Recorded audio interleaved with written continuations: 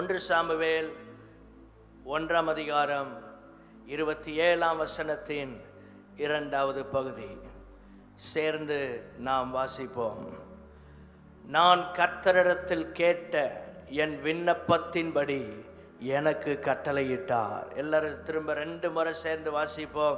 நான் கர்த்தரிடத்தில் கேட்ட என் விண்ணப்பத்தின்படி எனக்கு கட்டளையிட்டார். நான் கர்த்தரிடத்தில் கேட்ட என் விண்ணப்பத்தின்படி எனக்கு கட்டளையிட்டார். எல்லாரும் சேர்ந்து இப்போ வாசிக்கலாமா? நான் கர்த்தரிடத்தில் கேட்ட என் விண்ணப்பத்தின்படி. ஆமென், ஹல்லேலூயா. நான் கர்த்தரிடத்தில் கேட்டதை, நான் எதை கேட்டேனோ அதை பெற்றுக்கொண்டேன் என்று இந்த அன்னாள் ஜெபம் பண்ணுகிறார். நான் எதை ஆண்டவரிடத்தில் கேட்டேன் அதை நான் பெற்றுக்கொண்டேன். இந்த காலை நேரத்தில் ஆண்டவர் இப்படிப்பட்ட அனுபவங்களை நம்முடைய வாழ்க்கையிலே நமக்கு தருவாராக. ஆண்டவரே, எதை நாங்கள் கேட்கிறோமோ அதை உம்மிடத்தில் பெற்றுக்கொண்டோம் என்கிற சாட்சி சொல்ல கர்த்தர் உதவி செய்யும். நான் விசுவாசிக்கிறவர் இன்னார் என்று அறிந்திருக்கிறேன். இந்த வேர்ஸை நீங்கள் எல்லாம் அண்டர்லைன் பண்ணி ஒரு டைரி இருந்தால் எழுதி வச்சு இதை ஜெபம் பண்ணுங்க. இந்த மாதத்தில் கர்த்தர் உங்கள் வாழ்க்கையில் இந்த வசனத்தை நிறைவேற்றுவாராக. இந்த வருஷத்தில் கர்த்தர் நிறைவேற்றுவாராக. ஆமென். நான் கர்த்தரிடத்தில் கேட்ட என் விண்ணப்பத்தின்படி. அப்போ நான் ஜெபம் பண்ணுகிறேன் கர்த்தருடைய சமூகத்தில். நான் ஜெபிக்கிற நிலைக்கு வர வேண்டும். ஜெபத்தை கேட்கிற நிலையிலிருந்து யாரோ பண்ணுற ஜெபங்களை கேட்டுட்டு இருக்கிறது இல்லை. நான் ஜெபம் பண்ணும்போது கர்த்தர் எனக்கு அற்புதங்களை செய்கிறார். விண்ணப்பத்தின்படி எனக்கு கட்டளையிட்டார். எதை அவரிடத்தில் நான் கேட்டேனோ அதை நான் பெற்றுக்கொள்ளுகிறேன். கேட்பதை பெற்றுக்கொள்வது. ஆமென், ஸ்தோத்திரம். இன்றைக்கு ஆண்டவர் உங்கள் வாழ்க்கையில் நீங்கள் அவர் சமூகத்தில் ஏறெடுக்கிற எல்லா ஜெபங்களுக்கும் கர்த்தர் பதிலை தருவாராக. ஆண்டவரே, நான் ஜெபம் பண்ணின காரியங்கள் ஏராளம் உண்டு, ஆனால் நிறைவேறாத ஏராள காரியங்களும் இருக்கிறது என்று சொல்வீர்கள் என்றால், இன்னைக்கு நீங்கள் ஒரு சாட்சி சொல்லும் நிலையில் கர்த்தர் உங்களுக்காக சீக்கிரம் ஒரு அற்புதம் செய்வார். நான் கர்த்தரிடத்தில் கேட்ட என் விண்ணப்பத்தின்படி எனக்கு அவர் ஸ்தோத்திரம் கட்டளையிட்டார். பரலோகத்திலிருந்து ஒரு ஆர்டர் பாஸ் ஆகுது. பரலோகத்திலிருந்து ஒரு ஜீவ பாஸ் ஆகும். என்னன்னா, எனக்காக உங்களுக்காக நாம் செபித்த காரியங்களுக்காக ஆண்டவர் அங்கிருந்து சாங்ஷன் பண்ண போறார். தடைப்பட்டவைகள் எல்லாம் உங்கள் வாழ்க்கையில் நடக்க போகிறது. ஹல்லேலூயா, ஸ்தோத்திரம். எதிர்பாராத சூழ்நிலையில் கர்த்தர் உங்களுக்காக அற்புதங்களை செய்வார். எத்தனை பேர் விசுவாசிக்கிறீங்க? ஆமென். நான் கேட்பதையும் தருவார். ஆண்டவருடைய சமூகத்தில் நாம் வாஞ்சிக்கிறவைகளையும் பெற்றுக்கொள்வோம். ஆமென். அதற்கும் மேலாக கர்த்தர் எனக்கு அற்புதங்களை செய்வார். எரேமியா தீர்க்கதரிசியின் புஸ்தகம் 33ஆம் அதிகாரம் 3வது வசனம் நம்ம எல்லாருக்கும் பரிச்சயமான ஒரு வசனம். என்னை நோக்கி கூப்பிடு, அப்பொழுது நான் உனக்கு மறு உத்தரவு கொடுத்து நீ அறியாததும் உனக்கு எட்டாததுமான பெரிய காரியங்களை உனக்கு அறிவிப்பேன். என்னை நோக்கி கூப்பிடு என்று கர்த்தர் சொல்றார். ஸ்தோத்திரம். அவரை நோக்கி கூப்பிட ஆரம்பிக்கணும். அவரை நோக்கி ஜெபம் பண்ண ஆரம்பிக்கணும். ஆண்டவர் நம்முடைய ஜெபத்திற்கு பதில் தருகிறவர். கைகளை உயர்த்தி அல்லேலூயா சொல்லலாமா? என்னை நோக்கி கூப்பிடு. யாரையோ பார்த்து ஜெபம் பண்ண சொல்லல, ஆண்டவரை பார்த்து, சர்வ வல்லமையுள்ள தேவனை பார்த்து ஜெபம் பண்ணணும். இந்த செய்தி இன்றைக்கு உங்க வாழ்க்கையில ஆமென் ஜெப ஜீவியத்தை தட்டி எழுப்புவதாக. தனிப்பட்ட விதத்தில் நீங்க உட்கார்ந்து ஜெபம் பண்றதுக்கு நேரம் எடுங்கள். உங்க ஜெபத்துல ஒரு மறுரூபத்தை கர்த்தர் தருவாராக. இந்த செய்தியை கேட்கும் போதே உங்க ஜெப வாழ்க்கையில கர்த்தர் ஒரு உயிர் மீட்சியை கொடுப்பாராக. 21 நாட்கள் ஜெபங்களிலே வந்து பங்கெடுங்கள். உங்கள் வாழ்க்கையில் ஒரு மாற்றத்தை நீங்கள் பார்க்க முடியும். ஆண்டவர் சொல்றார், என்னை நோக்கி கூப்பிடு. காட்ஸ் நம்பர், ஆண்டவுடைய ஃபோன் நம்பர் இதான். எரேமியா 33:3. எப்போ கூப்பிட்டாலும் வருவார். ஒரு நாளும் அவருடைய நம்பர் ஸ்தோத்திரம் பிஸின்னு வராது, வெயிட்டிங்னு வராது. இந்த உலகத்தில் ஒரே ஒரு நம்பர் கால் பண்ணால் மட்டும்தான் உடனே அட்டன் பண்ணுவாங்க. அது என்னன்னா எரேமியா 33:3. ஆமென். எப்போ கூப்பிட்டாலும், யார் கூப்பிட்டாலும் இந்த நம்பர் வந்து அவைலபிளாக இருக்கும். உலகத்தில் உள்ள எல்லாரும் ஒரே நேரத்தில் ஃபோன் பண்ணாலும் எல்லாருக்கும் பதில் கொடுக்க அவரால் முடியும். அவர் தான் சர்வ வல்லமை உள்ள தேவன். ஐயா, அவர் ஜெபம் பண்ணிட்டு இருக்கிறாரு, அதனால ஏன் ஜெபம் எப்படி கேட்கப்படும்? அப்படி இல்லை. இந்த உலகத்தில் உள்ள அத்தனை பேர் ஜெபித்தாலும் அத்தனை பேரோடு தனித்தனியாய் பேசக்கூடிய ஒரு தேவன் நாம் ஆராதிக்கிற சர்வ வல்லமை உள்ள தேவன். இந்த ஜெபம் நம்முடைய வாழ்க்கையில் எழும்பும் போது அறியாதது, உங்க லைஃப்ல இதுவரை பார்க்காததெல்லாம் பார்ப்பீங்க. உனக்கு எட்டாதது அப்படின்னா மனித மூளையால் யோசிக்க முடியாத காரியங்கள், பெரிய காரியங்கள் ஆண்டவர் செய்வாராம். ஜெபம் பண்றவங்களுக்கு பெரிய பெரிய காரியங்கள்லாம் நடக்கும் வாழ்க்கையில. அல்லேலூயா. நீங்க ஜெபிக்க ஆரம்பிச்சா உங்க லைஃப்ல பெரிய காரியங்களை கர்த்தர் செய்ய ஆரம்பிப்பார். ஸ்தோத்திரம். குறுகின வட்டத்தில் இருக்கிற நம்முடைய வாழ்க்கையை ஆண்டவர் கொஞ்சம் கொஞ்சமா முன்னேற்றி கொண்டு வருவார். நெக்ஸ்ட் லெவலுக்கு போகலாம். என்னை நோக்கி கூப்பிடு. இந்த ஜெபம் தேவனை நோக்கி கூப்பிடுகிற ஒரு நிலை. ஜெபிப்பதற்கான ஒரு அழைப்பை ஆண்டவர் கொடுக்கிறார். வேதாகமத்தில் ஏராளமான காரியத்திற்காக கர்த்தர் அழைப்பு கொடுத்தார். ஏராளமான காரியங்களுக்காக அழைப்பு. ஊழியத்திற்காக என்னை பின்பற்றி வா, நான் உங்களை மனுஷரை பிடிக்கிறவர்களாக்குவேன். அது ஊழியத்திற்கான ஒரு அழைப்பு. எரேமியா 33:3 ஜெபிப்பதற்கான ஒரு அழைப்பு. ஆண்டவர் உங்களுக்கு ஒரு அழைப்பை கொடுக்கிறார். a call to pray. நீங்கள் ஜெபிப்பதற்காக அழைக்கப்படுகிறீர்கள். இந்த 21 நாட்கள் ஜெபம் உங்களுக்கு ஒரு அழைப்பாய் மாறுகிறது. தேவ சமூகத்தில் ஜெபிப்பதற்காக வாருங்கள். நீங்கள் தனியா சில நேரங்களில் ஜெபம் பண்ண முடியாதபடி உலக பாரம், உலக கவலை உங்களை நெருக்கி கொண்டிருக்கலாம். ஆனால் இந்த கடைசி நாட்களில் தேவ சமூகத்தில் இப்படிப்பட்ட ஜெபங்களில் நீங்கள் இணைந்து கொள்ளும் போது, நாம் சேர்ந்து ஜெபம் பண்ணும் போது உங்க ஜெப வாழ்க்கையில் ஒரு மாற்றம் உண்டாகும். கை உயர்த்தி ஒரு அல்லேலூயா சொல்லலாமா? ஜெபத்தை ஒருபோதும் புறம்பே தள்ளாதவர் நம்முடைய தேவன். ஹல்லேலூயா. ஜெபத்தை ஒருபோதும் புறம்பே தள்ளாதவர். ஸ்தோத்திரம்.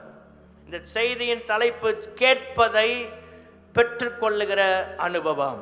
கேட்பதை பெற்றுக்கொள்ளுகிற அனுபவம். நீங்க எதை ஆண்டவர்கிட்ட கேட்குறீங்களோ அதை பெற்றுக்கொள்வீங்க. ரிசீவ் பண்ணலாம். ஆண்டவர்கிட்ட இருந்து எதையாவது இந்த ஜெபத்தின் மூலமாக நீங்கள் பெற்றுக்கொள்ள முடியும். ஸ்தோத்திரம். அடிக்கடி நான் சொல்றது போல ஜெபம் ஒரு நாளும் வீண் போகாது. ஆண்டவரே என் சூழ்நிலையை மாற்றும் என்று நீங்க ஜெபம் பண்ணலாம். ஒருவேளை சூழ்நிலை மாறலைன்னா கர்த்தர் உங்களை மாற்றுவா. ஜெபம் வந்து ஏதாவது ஒன்று செய்யும். எல்லாரும் சொல்லுங்க, ஜெபம் ஏதாவது ஒன்று செய்யும். ஜெபம் ஒரு நாளும் வெறுமையாய் திரும்பாது. கைகளை உயர்த்தி அல்லேலூயா சொல்லலாமா? ஒன்று, நான் கேட்கிறது படி என் சூழ்நிலைகளை மாற்றும், மனிதர்களை மாற்றும், அல்லது அந்த சூழ்நிலைக்கு ஏற்ற பிரகாரம் அவைகளை கடப்பதற்கு என்னை அந்த ஜெபம் மாற்றி அமைக்கும். ரெண்டில் ஏதாவது ஒன்று நடக்கும். மாற்றங்கள் வந்து கொண்டே இருக்கும். 50ஆம் சங்கீதத்தை பாருங்கள். 23 வசனங்கள் இருக்கிறது. ஜெபத்தை குறித்த ஏராளமான காரியங்களை நாம் அங்கே வாசிக்கிறோம். 50ஆம் சங்கீதம் 15ஆம் வசனத்தை பாருங்கள். ஆபத்து காலத்தில் என்னை நோக்கி கூப்பிடு. எல்லா சூழ்நிலையிலும் ஜெபம் பண்ண வேண்டும். விசேஷமாக ஆபத்து வரும்போது யாரை நம்ம கூப்பிடுறோம்? முதல்ல ஆண்டவரை கூப்பிடணும். என்னை நோக்கி கூப்பிடு, நான் உன்னை விடுவிப்பேன். நீங்க ஆபத்து கஷ்டம் வரும்போது ஆண்டவரை முதல்ல கூப்பிட்டீங்கன்னா உங்க வாழ்க்கையில் எல்லாமே சரியா இருக்கும். அல்லது வேற யாரையும் கூப்பிட்டீங்கன்னு வைங்க, உங்க வாழ்க்கையில எல்லாம் கொலாப்ஸ்ட் ஆயிரும். முதல்ல ஆண்டவரை நீங்கள் அழைக்க வேண்டும். நான் உன்னை விடுவிப்பேன். எல்லாரும் சொல்லுங்க, நான் உன்னை. அப்ப விடுதலை யார் கையில் இருக்கு? நீங்க ஜெபம் பண்ணா விடுதலை வரும். அல்லேலூயா. நம்ம ஜெபம் பண்ணாம விடுதலையை பார்க்க முடியாது. ஜெபம் நமக்கு விடுதலையை கொண்டு வருகிறது. ஜெபம் சூழ்நிலைகளை மாற்றுகிறது. என்னை நோக்கி கூப்பிடு.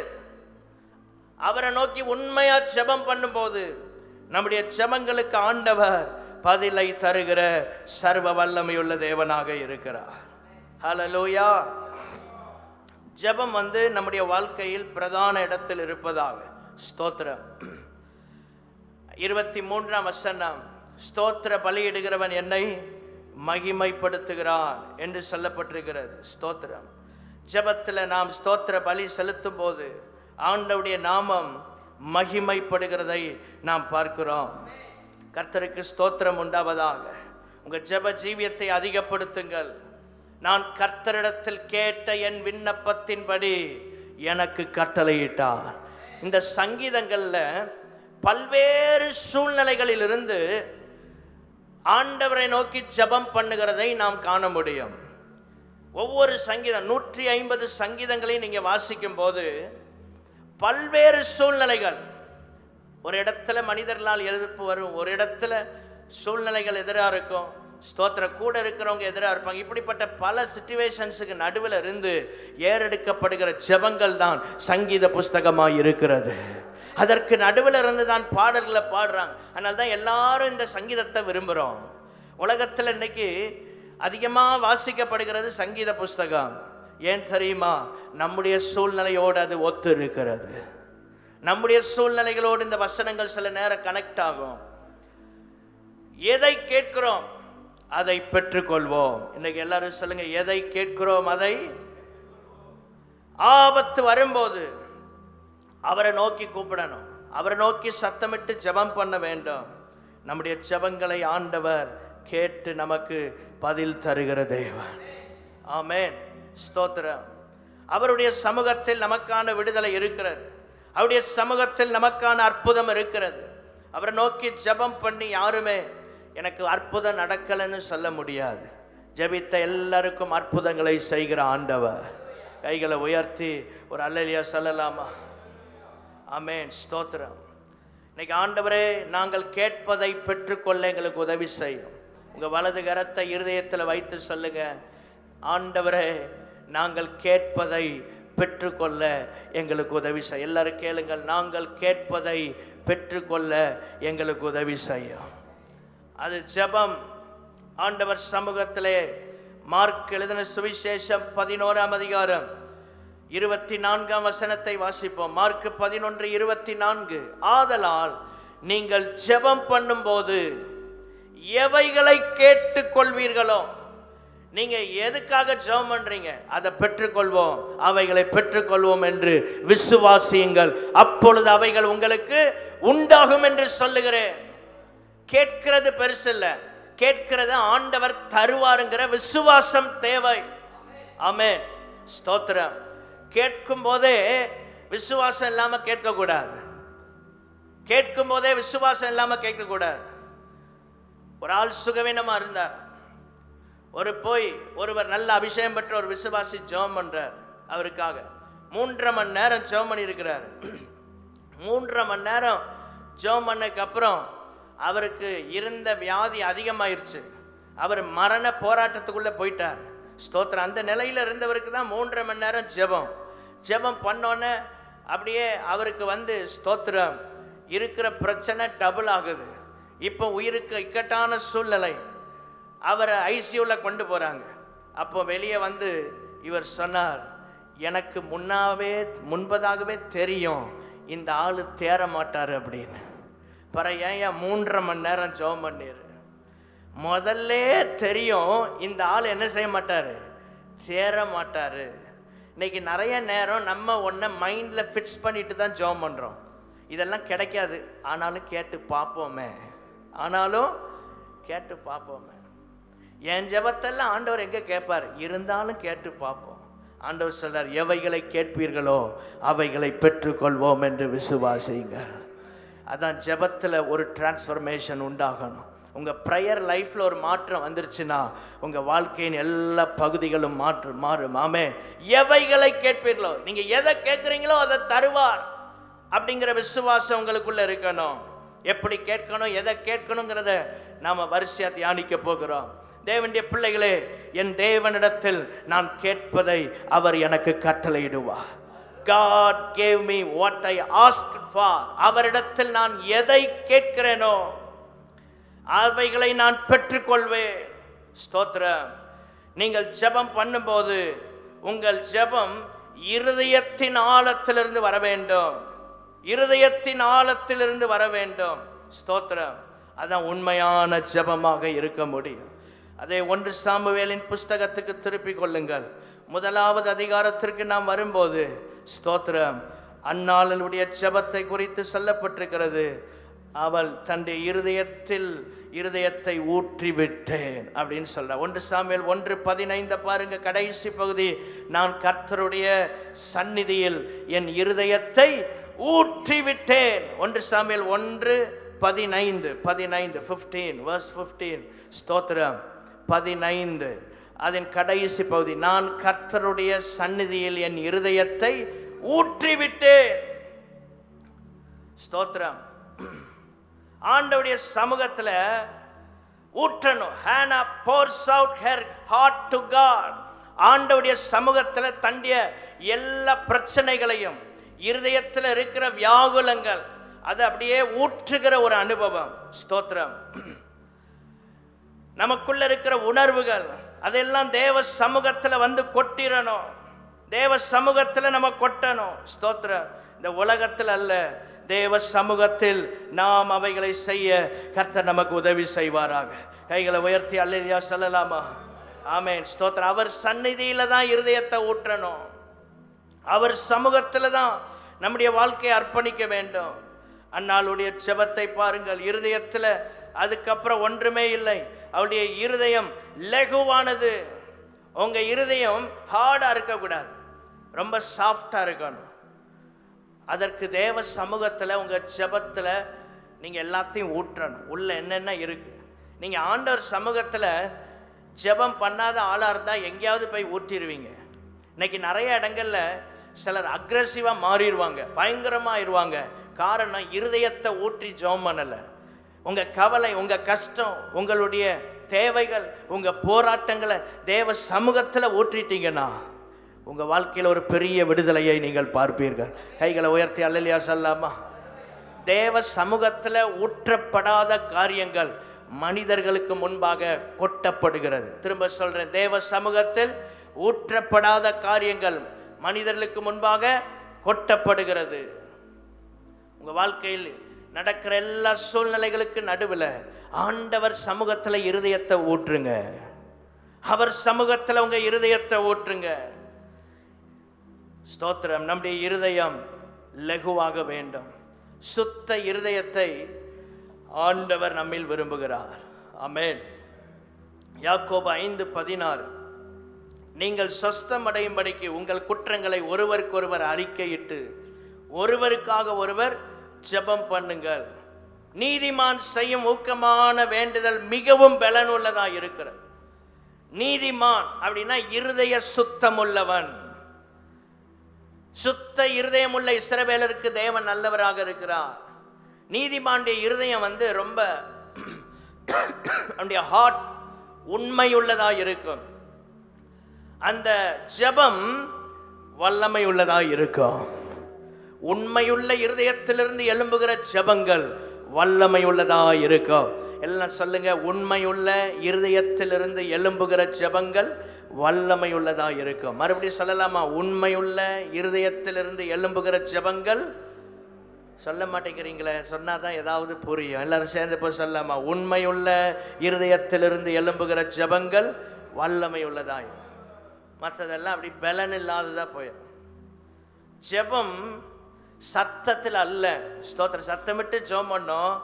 ஆனால் தேவனுடைய பிள்ளைகளே, நம்முடைய விண்ணப்பம் பலனுள்ளதாய் மாற வேண்டும் என்றால் நம்முடைய வாழ்க்கை உண்மை உள்ளதாய் இருக்க வேண்டும். நீதிமான் செய்யும் ஊக்கமான ஜெபம். ஜெபம் சத்தமிட்டு ஜெபம் பண்ணணும், ஊக்கமா ஜெபம் பண்ணணும், கருத்தா ஜெபம் பண்ணணும். ஆனா யார் ஜெபம் பண்ணணும்? நீதிமான் ஜெபிக்க வேண்டாம். ஒரு ஆமென் சொல்லுங்க. இன்னைக்கு நிறைய பேர் ஜெபம் பண்றாங்க, ரட்சிக்கப்படாமலும் ஜெபம் பண்றாங்க. யாருனாலும் ஜெபம் பண்ணலாங்கிற நிலையில ரட்சிக்கப்படாதவனு ஜெபம் பண்ற. ஆண்டவரை என்னை ஆசீர்வதியும். ஆண்டவர் ஜெபத்தை கேட்கிறது இல்லை. ஏனென்றால் நீதிமான் செய்கிற ஜெபம் அவனுக்கு பலனை, பிரதிபலனை, ஆமென், பலத்தை, அற்புதங்களை கொண்டு வருகிறது. நம்முடைய இருதயத்தை சுத்தப்படுத்த வேண்டும். அற்புதங்கள் நடப்பதற்கு 16ஆம் வசனத்தின் முதல் பகுதியை பாருங்க. நீங்கள் சொஸ்தம் அடையும்படிக்கு உங்கள் குற்றங்களை ஒருவருக்கொருவர் அறிக்கையிட்டு. ஆண்டவர் சமூகத்தில் தான் சிலர் மன்னிப்பு கேட்பாங்க. ஒருவருக்கொருவர் யாருக்கு விரோதமா எந்த காரியத்தை செய்கிறோமோ அவங்ககிட்ட போய் ஒப்புரவாகணும். அப்போதான் அற்புதம் நடக்கும். கைகளை உயர்த்தி அல்லேலூயா சொல்லலாமா? இல்லை, நான் ஆண்டவர்கிட்ட மன்னிப்பு கேட்டேன். ஆண்டவர் சொல்றாரு, ஒருவருக்கொருவர் அறிக்கை செய்யணும், ஒருவருக்கொருவர் அறிக்கை செய்யணும். அப்படி அறிக்கை செய்யும் போது, ஒருவருக்காக ஒருவர் ஜெபம் பண்ணும் போது, அந்த ஜெபம் மிகுந்த பலன் உள்ளதா இருக்கிறது. அல்லேலூயா. ஆண்டவர் ஒவ்வொன்றுக்கும் வேதத்தில் சில வழிமுறைகளை அவர் ஏற்படுத்தி வைத்திருக்கிறார். ஸ்தோத்திரம். தேவனுடைய பிள்ளைகளே, நம்முடைய ஜெப ஜீவியத்தில் கர்த்தர் இன்றைக்கு ஒரு மாற்றத்தை அவர் கொடுக்க விரும்புகிறார். ஜெபிக்கும் போது நம்முடைய தேவைகள் சந்திக்கப்படுகிறது. ஜெபம் பரலோகத்திலிருந்து நமக்கு தேவையானவைகளை நமக்கு கொண்டு வருகிறது. பைபிள் சொல்லுகிறது, கேளுங்கள் அப்பொழுது உங்களுக்கு கொடுக்கப்படும். எல்லாரும் சொல்லுங்க, கேளுங்கள் அப்பொழுது உங்களுக்கு. அவர் சமூகத்தில் கேளுங்கள்னு சொல்றார். கேட்டாதான் கிடைக்கும். உன்னை எதை கேட்டிருக்கிறோம்? இந்த மாதத்தில் உங்கள் ப்ரேயர் ரெக்வெஸ்ட் என்ன எழுதி வச்சிருக்கிறீங்களா? இல்லைன்னா எழுதி வையுங்கள். இதெல்லாம் நான் ஆண்டவர் சமூகத்தில் கேட்க போகிறேன். ஏனென்றால் கேட்கிற எவனும் பெற்றுக்கொள்ளுகிறான். ஆமென். ஸ்தோத்திரம். கேட்கிற எவனும் பெற்றுக்கொள்ளுகிறான். ஆண்டவர் சமூகத்தில் எவைகளை கேட்கிறோமோ அவைகளை பெற்றுக்கொள்வோம் என்கிற விசுவாசம் நமக்குள் இருக்க கர்த்தர் உதவி செய்வாராக. ஜெபத்திற்காக ஆண்டவர் ஏராளமான காரியங்களை கற்றுக் கொடுக்கிறார். மத்தேயு 6ஆம் அதிகாரத்திற்கு வரும்போது 9 to 13 வரைக்கும் உள்ள வசனங்களை குறித்து கொள்ளுங்கள். மத்தேயு 6ஆம் அதிகாரம் 9 to 13 வசனங்கள். இங்கே சொல்லப்பட்டிருக்கிற ஜெபம் பண்ண வேண்டிய விதமாவது ஒரு ஃபார்மட் ஆண்டவர் அங்கே கற்றுக் கொடுக்கிறார். யாருக்கு? சீஷர்களுக்கு. சீஷர்களே ஜெபம் பண்ணுறதுக்கு அவங்க கற்றுக்கொண்டாங்க. இன்றைக்கி எத்தனை பேர் நீங்கள் கற்றுக்கொள்ளீங்க? ஜெபம் பண்ணன்னா சிலர் நினைக்கிறாங்க, அப்பாட்ட பேசுகிற மாதிரி பேச எதனாலும் பேசலாம். அது ஆரம்ப நிலை, பிகினிங் ஸ்டேஜ். அந்த நிலையில் என்னனாலும் பேசலாம். ஆரம்ப நிலையை எப்படினாலும் பேசலாம். ஆனால் அந்த பிள்ளை வளர வளர அது என்ன செய்யணும்? அப்படி பேச்சு மாறணும். எல்லாம் சொல்லுங்க, பேச்சு மாறணும். ஸ்தோத்திரம். அதுக்கு தான் ஆண்டவர் கற்றுக் கொடுக்கிறார். ஜெபம் மாறணும். நம்ம ப்ரேயர் மாறி இருக்கா? அந்த ப்ரேயருடைய பேட்டர்ன். ஸ்தோத்திரம். சிலர் ஆரம்பத்திலிருந்து முடிக்கிற வரைக்கும் 30 வருஷம் ஆனாலும் ஒரே ஜெபந்தான். அப்படி இருக்கக்கூடாது. ஸ்தோத்திரம். ஒவ்வொரு இடத்துல ஒவ்வொரு சூழ்நிலைக்கு ஏற்ற பிரகாரம் ஜெபிக்க கர்த்தர் நமக்கு உதவி செய்வாராக. கைகளை உயர்த்தி அல்லேலூயா சொல்லாமா? ஜெபம் மாறணும். ஆண்டவராக இயேசு கிறிஸ்து கற்றுக் கொடுக்கிறார். இப்போ கற்றுக்கொள்ளணும். அதுதான் ஃபாஸ்டிங் ப்ரேயர். எப்படி ஜெபம் நடத்துகிறாங்க, எப்படி ஜெபம் பண்ணுறாங்க, நீங்கள் கற்றுக்கொள்ளுகிற இடம். ஸ்தோத்திரம். எப்படி வார்த்தைகளை உபயோகப்படுத்தணும் ஜெபத்தில், எந்த இடத்துல எந்த வார்த்தையை யூஸ் பண்ணணும், இதெல்லாம் கற்றுக்கொள்ள கர்த்தர் நமக்கு உதவி செய்வாராக. அப்பாட்ட பேசுகிற மாதிரி பேசலாம், தப்பு இல்லை. ஆனால் எப்போவுமே அப்படி பேச முடியாது. ஒரு வளர்ச்சியை ஆண்டவர் நம்மிடத்தில் எதிர்பார்க்கிறார். கைகளை உயர்த்தி அல்லேலூயா சொல்லலாமா? அதை நாம் நம்முடைய தேவனுக்கு என்ன செய்யணும்? அந்த வளர்ச்சியை அவர் பார்க்க விரும்புகிறார். நம்முடைய ஜெபங்கள் ஒரு முதிர்ச்சியை ஆண்டவர் பார்க்க விரும்புகிறார். ஸ்தோத்திரம். ஆண்டவரே, எங்கள் ஜெப ஜீவியம் அது தொய்ந்து போகாமல் இருக்குன்னா, நீங்கள் ஜெபத்தில் நல்ல வார்த்தைகளை வசனங்களை உபயோகப்படுத்தி ஜெபிக்கிறவங்களா இருக்கணும். நீங்கள் ஒரே நிலையில் எப்போவுமாய் ஒரே வார்த்தையை சொல்லி ஜெபம் பண்ணிங்கன்னா ஜெபம் போரிங்காக இருக்கும். கொஞ்ச நாளில் ஜெபத்தை விட்டுருவீங்க. காரணம், சொன்னதையே திரும்ப சொல்லும்போது, சொன்னதையே சொல்லுமா கிளிப்பிள்ளைன மாதிரி நம்ம லைஃப்பில் அப்படியே சொன்னதே சொல்லிட்டு இருக்கக்கூடாது. ஒரே இதில் போயிட்டே இருக்கக்கூடாது. ஜெபத்தில் ஒரு மாற்றத்தை கர்த்தர் நமக்குள்ளே தர விரும்புகிறார். எத்தனை பேர் விசுவாசிக்கிறீங்க? கைகளை உயர்த்தி அல்லேலூயா சொல்லாமா? உங்களை ஜெபம் பண்ணுறதுக்கு அப்படி ஒரு வாய்ப்பு கிடைக்கி ஜெபத்தை அப்படி வார்த்தைகள் சரளமாக உள்ளே இருந்து வரணும்.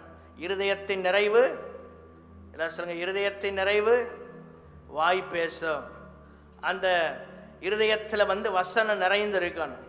இருதயத்தில் தேவனுடைய வார்த்தைகள் நிறைந்திருக்க வேண்டும். இருதயத்தில் தேவ பிரசன்னத்துக்கு ஏற்ற காரியங்கள் நிறைந்திருக்கும் போது, ஸ்தோத்திரம், உங்கள் வாயிலிருந்து புறப்படுகிற வார்த்தைகள் அநேகருடைய காயங்களை கட்டக்கூடியதாக இருக்கும். கைகளை உயர்த்தி அல்லேலூயா சொல்லலாமா? உங்கள் ஜெபத்தை, உங்கள் ஜெபம் 2 பேரை சர்ச்சுக்குள்ளே கொண்டு வரணும். எல்லாரும் சொல்லுங்க, உங்கள் ஜெபம் 2 பேரை அப்படி ஒரு ஈர்ப்பு சக்தி. ஸ்தோத்திரம். அது ப்ரேயருக்கு உண்டு, ஜெபத்துக்கு உண்டு ஈர்ப்பு சக்தி. நீங்கள் வந்து ஜெபம் பண்ணுங்க, உங்கள் ஜெபத்தில் அவங்க ரட்சிக்கப்படணும். 1 கொரிந்தியர் 13ஆம் அதிகாரம் 11ஆம் வசனம். 1 கொரிந்தியர் 13:11.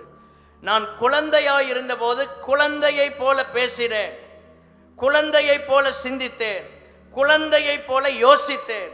நான் புருஷனான போதோ குழந்தை கேட்டவைகளை ஒழித்து விட்டேன். இந்த வசனம் ரொம்ப முக்கியமான வசனம். அப்போ ஆவிக்குரிய ஜீவியத்தில் நான் வளரும் போது என்னுடைய வாழ்க்கையில் ஒரு முதிர்ச்சி தேவைப்படுகிறது.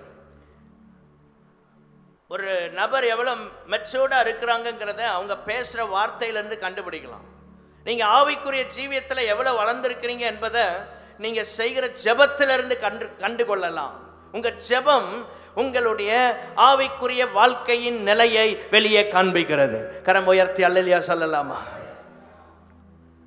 குழந்தையை போல யோசிக்கிறது, குழந்தையை போல பேசுறது, இதெல்லாம் ஸ்தோத்திரம் ஒரு ஒரு டைம்ல என்ன செய்யுது? மாறுது. வளர வளர ஜெபம் பண்ண பண்ண நல்ல ப்ரேயர்ல நீங்க வளர ஆரம்பிச்சிட்டீங்கன்னா உங்க ஜெபம் அநேகரை தேவ சமூகத்திற்கு நேராய் கொண்டு வரும். ஆமென். எல்லாரும் உற்சாகமா ஆமென் சொல்லாமா? இன்னையிலிருந்து நல்லா ஜெபம் பண்ண ஆரம்பிங்க. உங்க ஜெப நேரம் அதிகமாகட்டும், தனி ஜெபம் அதிகமாகட்டும், குடும்ப ஜெபம் அதிகமாகட்டும், சபையில் வந்து ஜெபம் பண்ற அனுபவங்கள் அதிகமாகட்டும். உங்க ஜெபத்தை கேட்பதற்கு ஒருவர் இருக்கிறார், அவர் நமக்கு பதில் தருகிறவர். ஆமென், ஸ்தோத்திரம். அவர் நம்முடைய தேவனாய் இருக்கிறார், நம்முடைய இரட்சகராய் இருக்கிறார். நம்முடைய ஒவ்வொரு ஜெபங்களுக்கும் தேவனிடத்தில் பதில் இருக்கிறது. எல்லாரும் சொல்லுங்க, என்னுடைய ஒவ்வொரு ஜெபத்திற்கும் தேவனிடத்தில் என்ன இருக்கிறது? பதில் இருக்கிறது. ஸ்தோத்திரம். தேவனிடத்தில் பதில் இருக்கிறது. ஒன்று எஸ் அப்படிம்பார், ஓகே சாங்ஷன் ஆயிடும், அல்லது நோ, அல்லது காத்துரு, ஏதாவது ஒரு பதில் வரும், வெயிட் பண்ணு. அது திரும்ப வர்ற வரைக்கும் ஜெபம் பண்ணிட்டே இருக்கணும். ஆண்டவரே நான் சொல்கிறத சொல்லிட்டேன். இன்னைக்கு நிறைய பேர் அப்படிதான், என் கடமை ஜெபம் பண்ணிட்டேன்ப்பா, நீர் செய்யன்னா செய்யும், இல்லைன்னா பிரச்சனை இல்லை. என்ன சொல்லுவாங்க? ஆண்டவரே நான் ஆல்டர்னேட்டிவாக ஒரு பிளான் வச்சுருக்கிறேன், எனக்கு இத்தனாம் தேதிக்குள்ளே இதை நீங்கள் செய்யலைன்னா நான் இப்படி போயிடுவேன். ஆண்டவர் அத்தனாம் தேதிக்குள்ளே செய்ய மாட்டார், அப்புறம் அப்படி தான் போக வேண்டியிருக்கு. அப்படி ஆண்டவரை நம்ம கிடுக்குப்படி போட்டு லாக் பண்ணலாம் முடியாது. அவர் சர்வ வல்லமையுள்ள தேவன். கைகளை உயர்த்தி அல்லேலூயா சொல்லாமா? நீங்க கேட்பது தவறில்லை. ஆண்டவரே என் வாழ்க்கையில் இவ்வளோதான் டைம், இதுக்கு மேலே டைம் இல்லை, ஒரு அற்புதம் செய்யும், கேட்பது தவறல்ல. இதற்குள்ள நீங்க செய்யலைன்னா நான் இப்படி போயிடுவேன்னு சொன்னா ஆண்டவர் நீ போய் தான் பாரு என்ன செய்கிறேன் அப்படின்னு ஆண்டவர் விட்டு பிடிப்பார். ஆகவே ஆண்டவரிடத்தில் போய் நம்முடைய வீரத்தை காட்டக்கூடாது.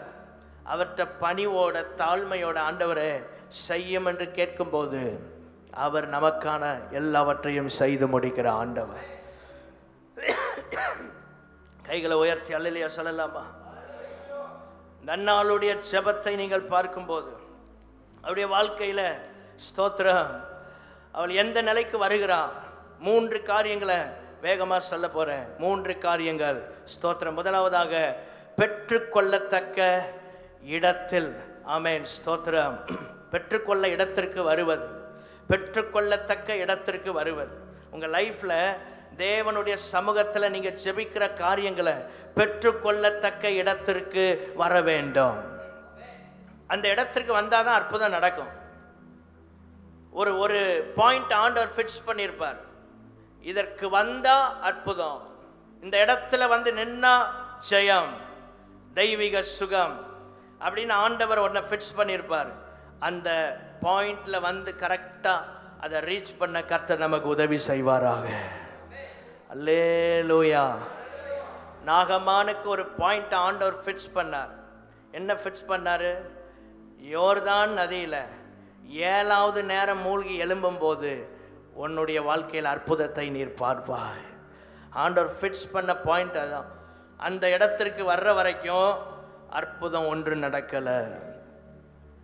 ஒரு நேரம் மூழ்கி எழும்பி கொஞ்சம் கொஞ்சமாக குறையலை. இன்னைக்கு சில கொஞ்சம் கொஞ்சமாக ஆண்டவரே சரி பண்ணும். வாழ்க்கையில் இருக்கிற சில காரியங்கள்லாம் கொஞ்சம் கொஞ்சமாக இல்லை, உடனே அற்புதம் நடக்கணும். எத்தனை பேர் விசுவாசிக்கிறீங்க? ஆண்டவரே, அதற்கு அவர் அந்த ஃபிக்ஸ் பண்ண பாயிண்ட்டை ரீச் பண்ணுறீங்களா? அந்த இடத்திற்கு வரணும். 2 ராஜாக்களின் புஸ்தகம் 5ஆம் அதிகாரத்திற்கு நாம் வரும்போது 13ஆம் வசனத்தை பாருங்க. ஊழியக்காரன், நாகமாண்டிய ஊழியக்காரன் பக்கத்தில் வந்து சொல்கிறான், அந்த தீர்க்கதரிசி ஒரு பெரிய காரியத்தை செய்ய உமக்கு சொல்லியிருந்தால் நீர் அதை செய்வீர் அல்லவா? ஸ்நானம் பண்ணும், அப்பொழுது சுத்தமாவீர் என்று அவர் உம்மோடே சொல்லும் போது அதை செய்ய வேண்டியது எத்தனை அதிகம். வேலைக்காரனை வச்சு ஆண்டவர் பேசுறார். ஆண்டவர் நம்மகிட்ட கஷ்டமானதை செய்ய சொல்லல. ஆண்டவர் சமூகத்தில் வந்து ஆராதிக்க சொல்றார். கர்த்தருக்காக ஒரு ஊழியம் செய்ய சொல்றார் சர்ச்சில். இது கடினமான காரியம் அல்ல. உங்கள் அற்புதத்திற்கான பாயிண்ட் எது அப்படிங்கிறத நீங்க கண்டுபிடிங்க. என்ன ஆண்டவர் எந்த இடத்திற்கு கொண்டு வந்து என்ன ஆசீர்வதிக்க விரும்புகிறார்? நாகமான் வர வேண்டிய பாயிண்ட் என்ன தெரியுமா?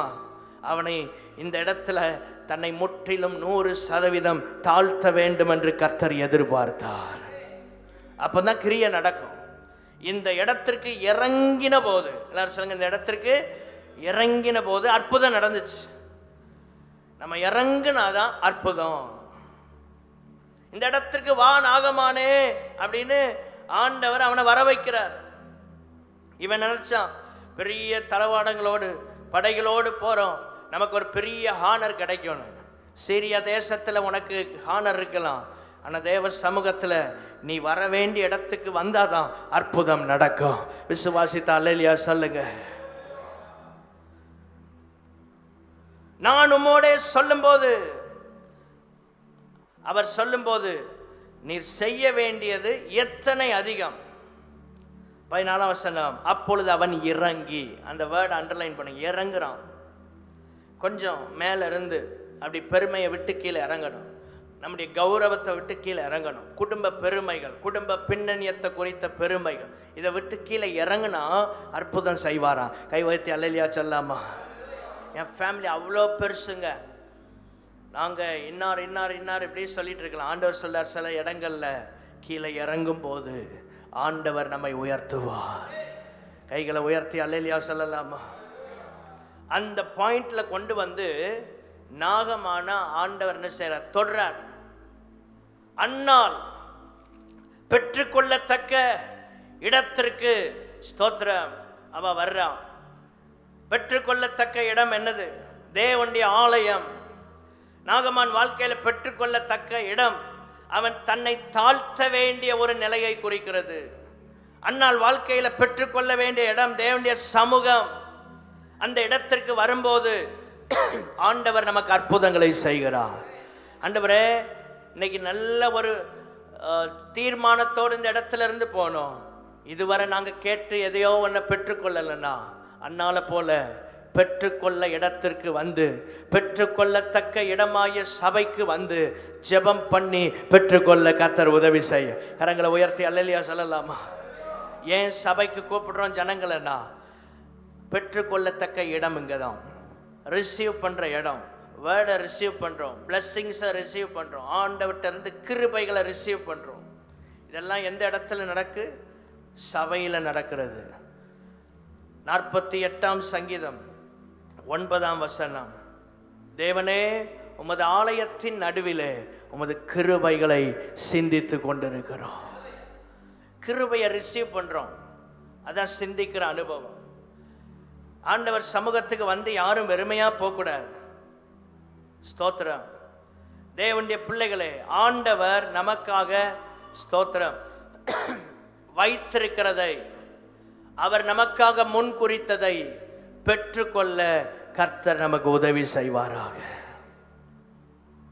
பெற்றுக்கொள்ள கர்த்தர் நமக்கு உதவி செய்வாராக. ஸ்தோத்திரம்.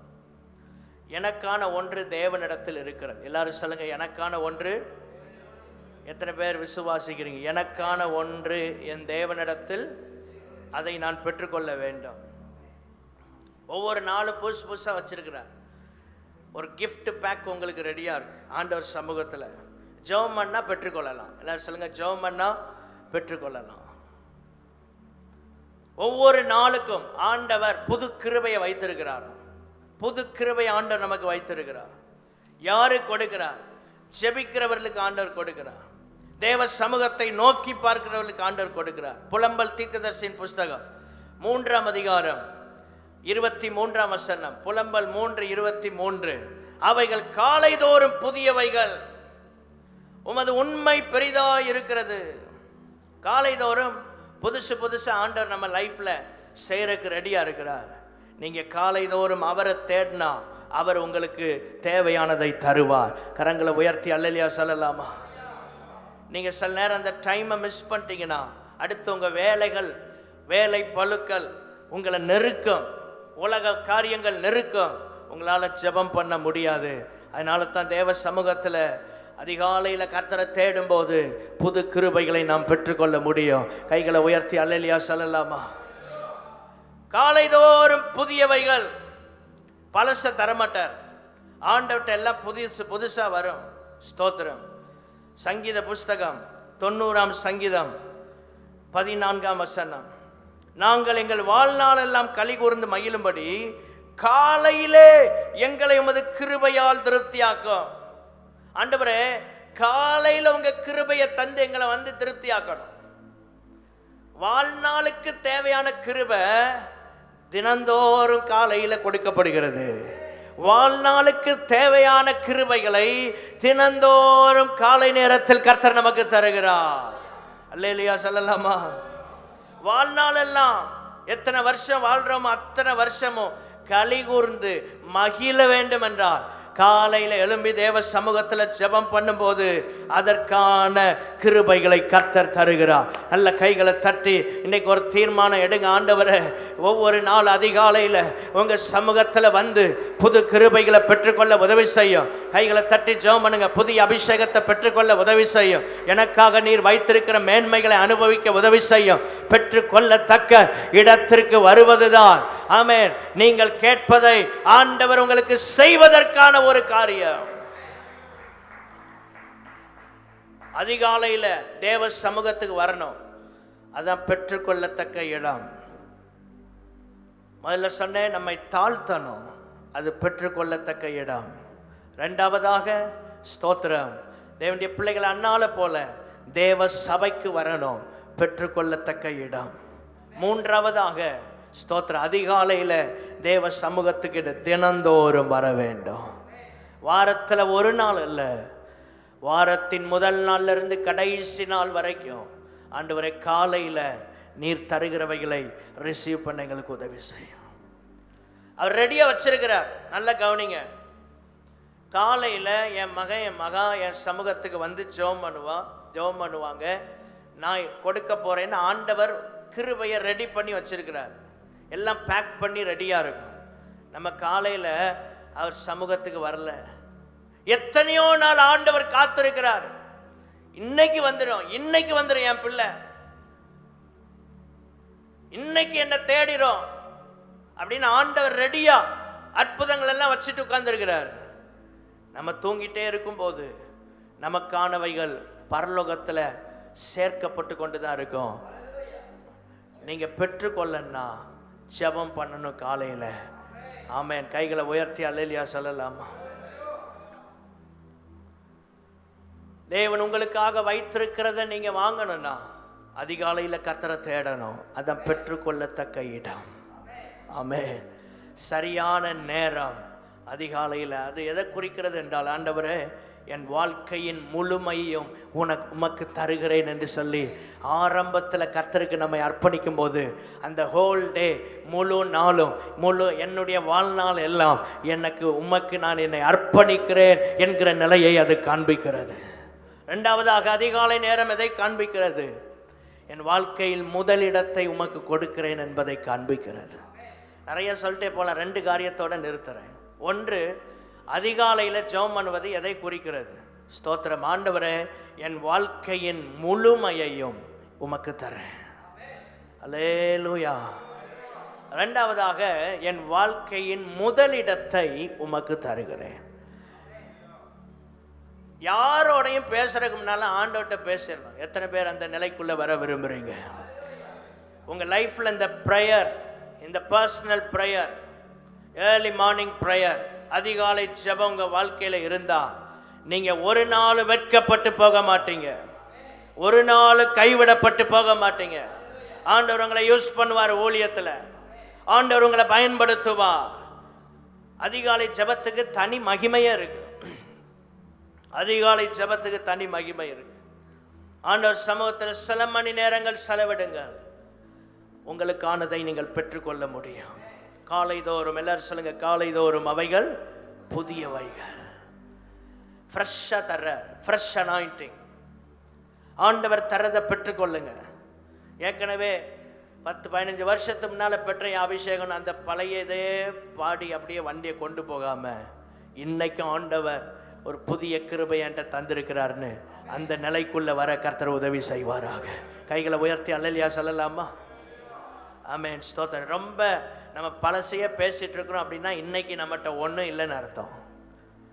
இன்னைக்கு எம்டியாக இருந்தால் தான் பழசை நம்ம சொல்லுவோம். ஆனால் இன்னைக்கு நம்மளை ஆண்டவர் நிரப்புனார்னா இன்றைய அனுபவத்தை நம்ம சாட்சியாக சொல்ல முடியும். கைகளை உயர்த்தி அல்லேலூயா சொல்லலாமா? போன வாரம் பிரசங்கத்தில் கேட்டோம். அப்போஸ்தலர் 27 அதிகாரத்தில் பவுல் சொல்றார், இன்று ராத்திரி கர்த்தருடைய தூதனானவன் என்னிடத்தில் வந்தான். பழைய அனுபவத்தையும் சொல்றான், அந்த அனுபவம் இன்றும் புதியவதிகளாக இருக்கிறது என்பதையும் சொல்றான். கை உயர்த்தி ஆமென் சொல்லுங்க.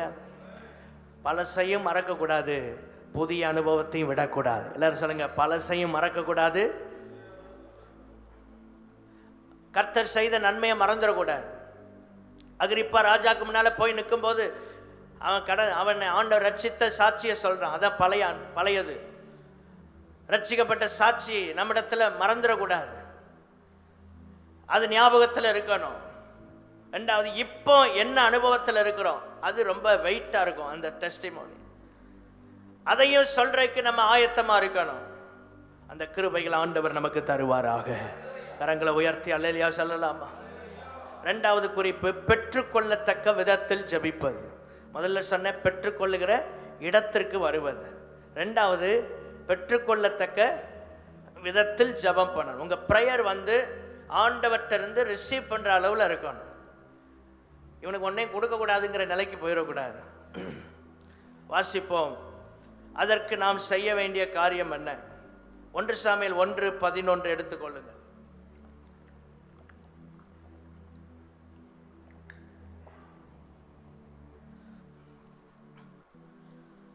அங்கே சொல்லப்பட்டிருக்கிறது 11ஆம் வசனம்.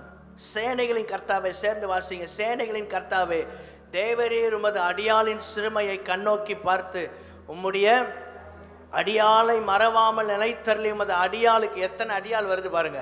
ஸ்தோத்திரம். ஒரு ஆண் பிள்ளையை கொடுத்தால் அவன் உயிரோடு இருக்கும் சகல நாளும் நான் அவனை கர்த்தருக்கு ஒப்பு கொடுப்பேன், அவன் தலையின் மேல் சவரகன் கத்தி படுவதில்லை என்று ஒரு பொருத்தனை பண்ணினார். ரெண்டாவது குறிப்பு, பெற்றுக்கொள்ளத்தக்க விதத்தில் ஜெபம் பண்ணணும். உங்க ஜெபத்தை ஆண்டவர் கேட்கும் போதே அதை சாங்ஷன் பண்ணணும். அதுக்கு என்ன செய்யறது? முதலாவது காரியம், செகண்ட் பாயிண்ட்ல நிறைய சப் பாயிண்ட்ஸ் கொடுக்குறேன். அது எப்படி ஃபர்ஸ்ட் பாயிண்ட்ல நம்ம உள்ள போனோமோ அதே மாதிரி தேவனுடைய பிள்ளைகளே, ஸ்தோத்திரம், பிரேயிங் வித் பர்பஸ், நோக்கத்தோடு ஜெபிப்பது. எல்லாரும் சொல்லுங்க, எப்படி ஜெபம் பண்ணோம்? நீங்க கேட்கிறத பெற்றுக்கொள்ளுகிற விதத்தில் ஜெபம் பண்ணணும்னா முதல் காரியம் நோக்கத்தோடு ஜெபம் பண்ணும். இந்த அன்னாளுக்கு ஒரு நோக்கம் இருந்துச்சு. என்ன நோக்கம்? நீர் தர்றத உமக்கு தருவேன். ஆமென். நீர் தர்றத உமக்கு தருவேன். எல்லாரும் சொல்லுங்க, நீங்க தர்றத அப்பதான் ஆண்டவர் தருவார். ஆண்டவர்கிட்ட வாங்குறது சரி, அதை எத்தனை பேர் அர்ப்பணிக்கிறோம்? கர்த்தரிடத்தில் பெற்ற பிள்ளையை கர்த்தருக்கு அர்ப்பணித்தா அந்த பிள்ளை ஆசீர்வாதமா வளரும். தேவனிடத்தில் பெற்ற ஆசீர்வாதங்களை தேவனுக்கு அர்ப்பணித்தால் அந்த ஆசீர்வாதம் நிலைத்திருக்கும். கைகளை உயர்த்தி அல்லேலூயா சொல்லலாமா? நோக்கத்தோடு நீங்க ஜெபம் பண்ண வேண்டும். என்ன ஜெபம் பண்றோம் தெரியாம ஜெபிக்க கூடாது. தகாத விதமா ஸ்தோத்திரம் ஜெபம் பண்ணணும். ரெண்டாவதாக ஸ்தோத்திரம், தேவனுடைய சித்தத்தின்படி ஜெபிப்பது. இது ரொம்ப முக்கியமான ஒரு விஷயம். praying according to God's will. தேவனுடைய சித்தத்தின்படி நம்ம ஜெபம் இருக்கணும். நம்ம விருப்பத்தின்படி ஜெபம் பண்ணக்கூடாது. 1 யோவான் 5ஆம் அதிகாரம் 14ஆம் வசனம் குறித்து கொள்ளுங்கள். 1 யோவான் 5:14. நிறைய ஜெபங்கள் இன்னைக்கு கேட்கப்படாமல் இருக்கு. காரணம், தேவ சித்தமோ நம்முடைய சித்தமும் கிளாஷ் ஆகுது. நம்முடைய விருப்பங்கள் கிளாஷ் ஆகக்கூடாது. 14ஆம் வசனத்தை எல்லாரும் வாசிப்போம். நாம் எதையாகிலும் அவருடைய சித்தத்தின்படி கேட்டால், திரும்ப வாசிங்க, நாம் எதையாகிலும் அவருடைய சித்தத்தின்படி கேட்டால் அவர் நமக்கு செவி கொடுக்கிறார் என்பதே அவரை பற்றி நாம் கொண்டிருக்கிற தைரியம். ஜெபம் பண்ணா ஆண்டவர் செய்வார் அப்படிங்கிற தைரியம் நமக்கு எப்போ வரும்? அவர் சித்தத்தின்படி கேட்கும் போது. அவருடைய சித்தத்தை இந்த வேதத்தில் ஆண்டவர் சொல்லியிருக்கிறார். இந்த பிரசங்கங்களை கேட்கும் போது தேவ சித்தம் என்னங்கிறத நீங்க அறிய முடியும். இந்த தேவ சித்தத்தை அறிந்து நீங்க ஜெபம் பண்ணினால் உங்க ஜெபத்துக்கு பதில் கட்டாயம் வரும். நல்ல சத்தமா அல்லேலூயா சொல்லலாமா? ஆண்டவரே, என்னுடைய விருப்பத்தை நிறைவேற்ற ஜெபம் பண்ணா அந்த ஜெபம் கேட்கப்படாது. யாக்கோபின் நிருபம் ஸ்தோத்திரம் 4ஆம் அதிகாரம் 3ஆம் வசனம். யாக்கோபு 4:3. நீங்கள் விண்ணப்பம் பண்ணியும் உங்கள் இச்சைகளை நிறைவேற்றும்படி செலவழிக்க வேண்டும் என்று தகாத விதமாய் விண்ணப்பம் பண்ணுகிறபடியினால் பெற்றுக்கொள்ளாமல் இருக்கிறீர்கள். ஏன் பெற்றுக்கொள்ள முடியல? ஏன் அற்புதத்தை பெற்றுக்கொள்ள முடியல? 2 மணி நேரம் ஜெபம் பண்ண பாஸ்டர், ஒண்ணுமே நடக்கல. நீங்க ஜெபம் பண்ண காரியம் தேவனுக்கு சித்தமா என்பதை கொஞ்சம் ஆராய்ந்து பாருங்கள். தகாத விதமாய் ஜெபிப்பது, தேவ சித்தத்துக்கு மாறான ஜெபங்கள் எல்லாம் தகாத ஜெபங்கள். அப்போ ஜெபம் பண்றது பெருசு இல்ல, தேவ சித்தத்தின்படி ஜெபிக்கிறோமா என்பதுதான் முக்கியம். கை வைத்து ஒரு ஆமேன் சொல்லாமா? நிறைய ஜெப அனுபவங்கள் எல்லாம் தோற்று போய் ஸ்தோத்திரம் ஜெபமே வேண்டாங்கிறாங்க. ஏன் அப்படின்னா அவர்களுடைய விருப்பத்தை நிறைவேற்றுவதற்காக ஜெபம் பண்ணுவாங்க, அது நடக்காது. ஆண்டவர் சொல்றாரு, தகாத விதமாய் விண்ணப்பம் பண்ணக்கூடாது. நம்மை ஆசீர்வதிப்பது தேவ சித்தம், ஜெபம் பண்றது தப்பு இல்லை. ஆனா எந்த நிலையில நம்ம ரிசீவ் பண்ண போறோம் பிளஸிங்க? ஆண்டவருக்கு பிரியமான விதத்தில் நம்முடைய வாழ்க்கை இருக்க கர்த்தர் நமக்கு உதவி செய்வாராக. அப்போ ஸ்தோத்திரம், தேவ சித்தத்தின்படி நாம் ஜெபிக்க வேண்டும். எல்லாரும் சொல்லுங்க, தேவனுடைய சித்தத்தின்படி நம்முடைய ஜெப வாழ்க்கை இருக்கும் என்றால் கர்த்தர் நம்மை அதிகமாய் ஆசீர்வதிப்பார். ஹல்லேலூயா, ஸ்தோத்திரம். தேவ சித்தத்திற்கு மாறாக நம்ம எதை கேட்டாலும் ஆண்டவருடைய சமூகத்தில் நம்ம பெற்றுக்கொள்ள முடியாது. அவருக்காக ஸ்தோத்திரம் வாழுகிற வாழ்க்கை ரொம்ப முக்கியமான ஒரு வாழ்க்கை. ஆண்டவரே, நாங்கள் எதை கேட்டாலும் உம்முடைய சமூகத்திலே பெற்றுக்கொள்வோம் என்கிற விசுவாசத்தோடு மாத்திரமல்ல, உங்கள் சித்தத்தின்படி ஜெபம் பண்ண கர்த்தர் எங்களுக்கு உதவி செய்வீராக. தேவ சித்தத்தின்படி ஜெபம் பண்ண ஆண்டவர் நமக்கு கிருபைகளை தருவாராக. ஸ்தோத்திரம். 2 நாளாகமத்தின் புஸ்தகம் 14ஆம் அதிகாரம் 11ஆம் வசனம். ஆசா தன் தேவனாகிய கர்த்தரை நோக்கி கூப்பிட்டு, கர்த்தாவே, பலம் உள்ளவனுக்காகிலும் பலனற்றவனுக்காகிலும் உதவி செய்கிறது உமக்கு லேசான காரியம். எங்கள் தேவனாகிய கர்த்தாவே, எல்லாரும் சேர்ந்து வாசிங்க, அப்பதான் நல்லா இருக்கும். எங்கள் தேவனாகிய கர்த்தாவே, எங்களுக்கு துணை நில்லும். உம்மை சார்ந்து உம்முடைய நாமத்தில் ஏராளமான இந்த கூட்டத்திற்கு எதிராக வந்தோம். மறுபடியும் சொல்லுங்க, உம்மை சார்ந்து உம்முடைய நாமத்தில் ஏராளமான இந்த கூட்டத்திற்கு எதிராக வந்தோம். கர்த்தாவே, நீர் எங்கள் தேவன், மனுஷன் உம்மை மேற்கொள்ள விடாதையும் என்றான். கடைசி பகுதியை சொல்லுங்க, கர்த்தாவே, நீர் எங்கள் தேவன், மனுஷன் உம்மை மேற்கொள்ள விடாதையும். ஆசாவுடைய ஜெபம் ஆண்டவருடைய பார்வைக்கு நன்மையும் செம்மையுமானவன் செய்கிற ஒரு ஜெபம். செம்மையுமானதை செய்த மனுஷனுடைய ஜெபம் 2 நாளாகமம் 14:2 சொல்லப்பட்டிருக்கிறது. தேவன் விரும்பாதவைகளை அகற்றின ஒரு மனுஷன் செய்கிற ஒரு ஜெபம் 2 நாளாகமம் 14:3 சொல்லப்பட்டிருக்கிறது. தேவனுடைய வசனத்தின்படி ஸ்தோத்திரம் வாழ்வதற்கு ஜனங்களை உற்சாகப்படுத்தின ஒரு மனிதன் செய்த ஜெபம் 2 சொல்லப்பட்டிருக்கிறது. அப்படிப்பட்ட ஒரு மனுஷனுக்கு ஸ்தோத்திரம் எல்லா அருவருப்புகளையும் அகற்றின போது 5 பாருங்க, யூதாவுடைய எல்லா பட்டணங்களிலும் இருந்து மேடைகளையும் விக்கிரகங்களையும் அகற்றினார். அகற்ற வேண்டியதை அகற்றுங்க.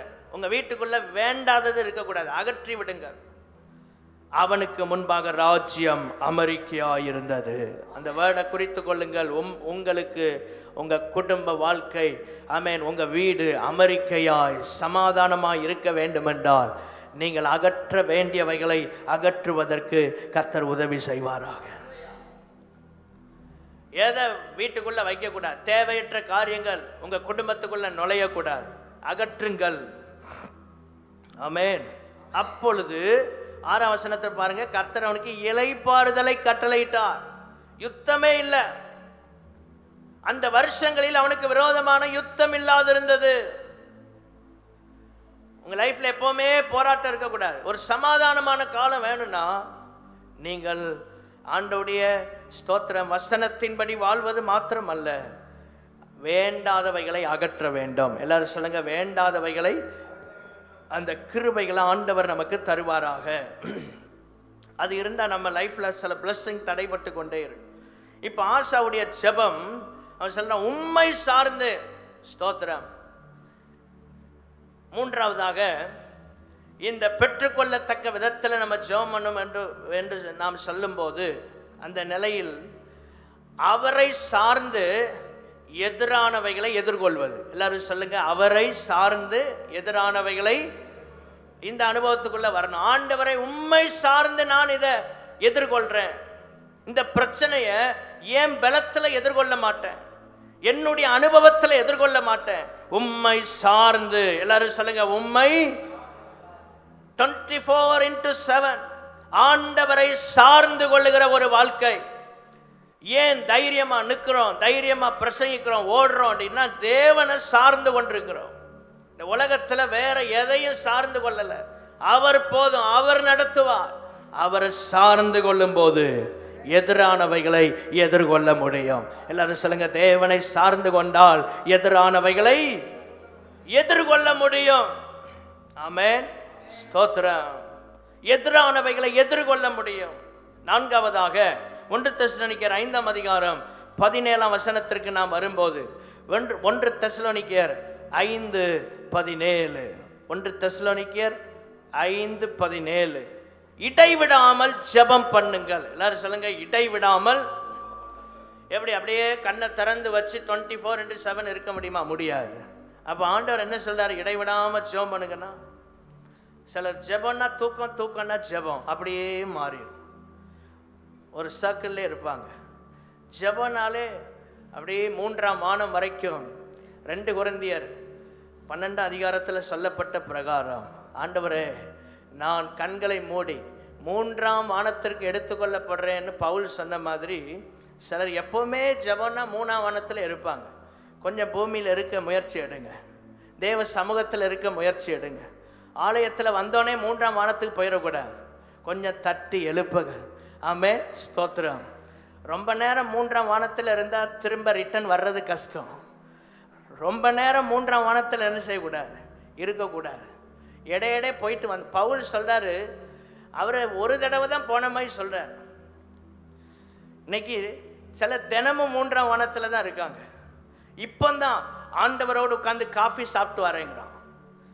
ஆண்டவர் பரலோகத்தில் வேற ஒண்ணுமே டீ கடையா நடத்திட்டு இருக்கிறாரு. பரலோகத்திலையும் டீ ஷாப் இருக்கா? ஸ்தோத்திரம். இன்றைக்கு ஏராளமான பொய்யான வேதத்துக்கு மாறான சத்தியங்கள் பிரசங்கிக்கப்படுகிறது. என் டைனிங் டேபிள்ல வந்து ஆண்டவர் உட்கார்ந்தார், என் வேற இடமே இல்லையா அவருக்கு உட்கார்றதுக்கு? அப்படி என்ன பிரமாதமான டைனிங் டேபிள் தெரியல. அவர் அழகா சொல்றார், ஒன் டைனிங் டேபிள்ல மட்டும் நான் வரமாட்டேன், யாரெல்லாம் என் சத்தத்தை கேட்டு கதவை திறக்கிறார்களோ அவர்களிடத்தில் வந்து அவனோடு போஜனம் பண்ணுவேன். கை வைத்து அல்லேலூயா சொல்லாமா? நம்ம ஆட்களும் உடனே அங்கே ஒரு காணிக்கை அனுப்பி அப்பா அவர் டைனிங் டேபிளில் இயேசுநாதரே உட்கார்ந்துருக்கார்.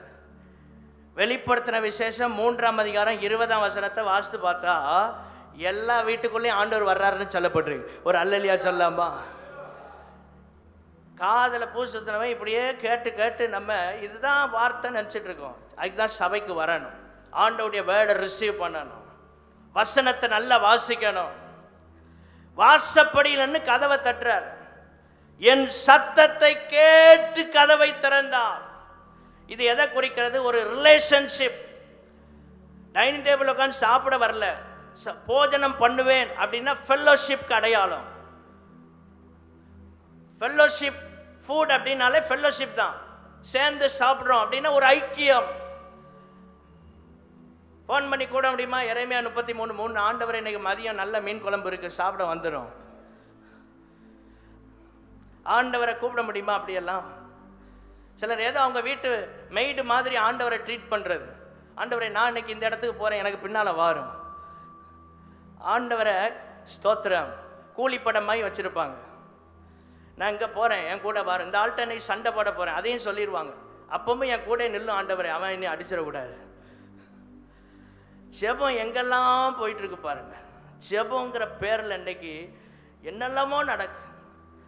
ஜெபம் இருதயத்தின் ஆழத்திலிருந்து எழும்ப கர்த்தர் உதவி செய்வாராக. அவருடைய சித்தத்தின்படி ஜெபிக்க கர்த்தர் உதவி செய்வாராக. ஆமென். ஃபெல்லோஷிப், ஐக்கியம், அதான் பிரேயர் லைஃப். ஆண்டவர் நம்ம வீட்டில் வந்து உன்னோட போஜனம் பண்ணுவேன்னா உட்காந்து உங்கள் டைனிங் டேபிளில் நம்ம கூட உட்காந்து அவர் சப்பாத்தி சாப்பிட்டுட்டு இருக்க மாட்டார். ஃபெல்லோஷிப், ஐக்கியம். எத்தனை பேர் புரியுது? கைகளை உயர்த்தி அல்லேலூயா சொல்லாமா? சில வேர்டு லிட்ரலாக எழுதப்பட்டதுக்கு பின்னால் ஸ்பிரிச்சுவல் மீனிங் இருக்கும். பைபிளில் இருக்க எல்லாத்தையும் லிட்ரலாக எடுத்தீங்கன்னா ராங் டாக்ட்ரின் ஆயிரும். அதுக்கு தான் சபையில் வசனத்தை கேட்கணும். ஆமென், ஸ்தோத்திரம்.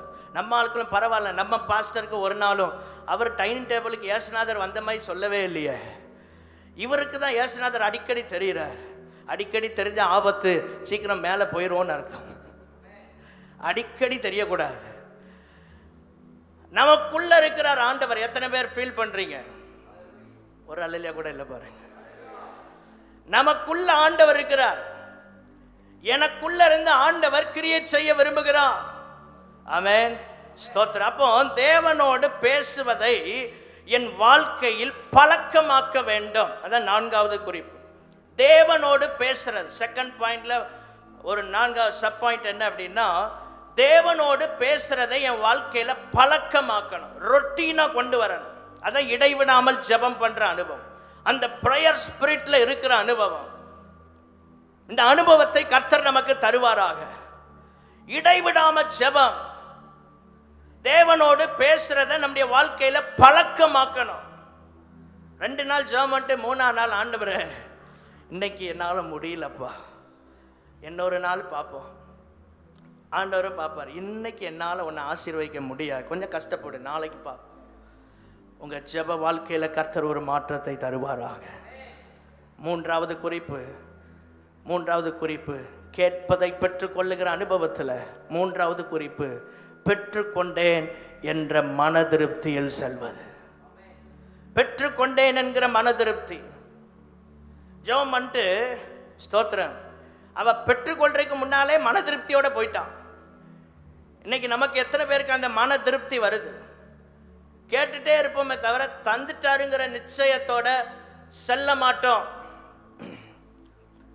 1 சாமுவேல் 1ஆம் அதிகாரம் 18ஆம் வசனம்.